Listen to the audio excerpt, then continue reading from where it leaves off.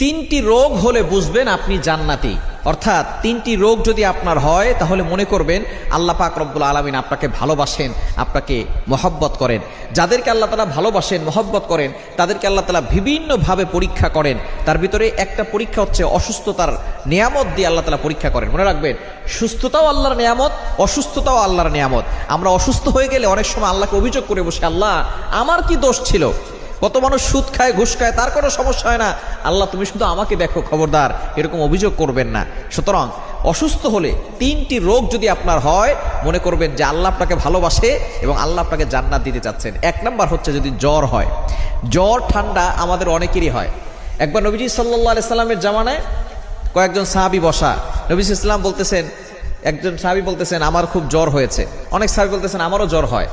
এবার নবী সাল্লাল্লাহু আলাইহি ওয়াসাল্লাম বলছেন তোমরা তো আমার অন্তর্ভুক্ত, আমারও তো জ্বর হয়। কিন্তু একজন বলতেছে যে আমার জ্বর হয় না। নবীজি বলতেছেন তাহলে তুমি আমাদের অন্তর্ভুক্ত না। বোঝা গেল জ্বর হওয়া ভালো লক্ষণ। এবং হাদিসের ভিতরে এসেছে নবী সাল্লাল্লাহু আলাইহি ওয়াসাল্লাম বলেছেন যদি কখনো কারো জ্বর হয় তাহলে এই জ্বরের মাধ্যমে তার গুনাহ মাফ হয়ে যায়। সুবহানাল্লাহ বিহামদি। জ্বরের মাধ্যমে আপনি যে জ্বর হয়েছে, আপনার যে কষ্ট হচ্ছে, এর মাধ্যমে আপনার গুনাহ মাফ হয়। আমরা জ্বর হওয়ার সাথে সাথে অনেকে ওষুধ খাই। চিকিৎসা বিজ্ঞান বলছে জ্বর হওয়ার সাথে সাথে ওষুধ খাওয়া যাবে না। যখন শরীরটা একটু গরম হয়, জ্বর হলে ভিতরের যে ব্যাকটেরিয়াগুলো আছে, ভাইরাসগুলো আছে, এগুলো আস্তে আস্তে মরে যেতে থাকে এবং আপনার ভিতরের দিক দিয়ে আপনি সুস্থ হতে পারবেন। জ্বর হলে সাথে সাথে ওষুধ খাবেন না, আপনি একদিন ওয়েট করবেন, তারপরে আপনি যদি সহ্য করতে না পারেন তখন আপনি ওষুধ খাবেন। এবং জ্বর হলে একটা দোয়া আছে, সেই দোয়াটাও পড়তে পারেন। যেহেতু জ্বর হলে গুনাহ মাফ হয়, আল্লাহ পাক রব্বুল আলামিন গুনাহ মাফ করে দেন।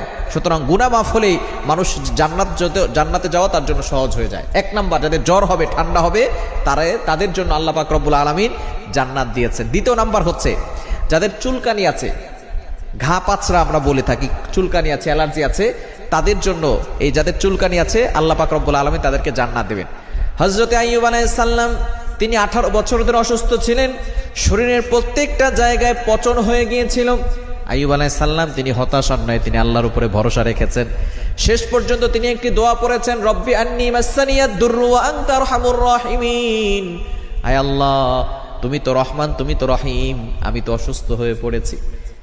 আইয়ুব আলাইহিস সালাম অভিযোগ করেন নাই। আমরা অভিযোগ করি, করবেন না।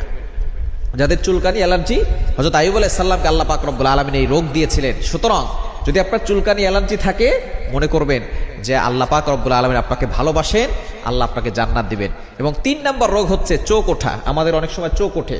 যাদের চোখ ওঠে, নবীজি সাল্লাল্লাহু আলাইহি ওয়াসাল্লাম এই চোখ ওঠার মাধ্যমে আপনার যে কষ্ট হচ্ছে, গুনাহ মাফ হচ্ছে, গুনাহ মাফ হলেই আপনার জান্নাত আপনার জন্য সহজ হয়ে যাচ্ছে। সুতরাং এই 3টি রোগ আল্লাহর পক্ষ থেকে আসে।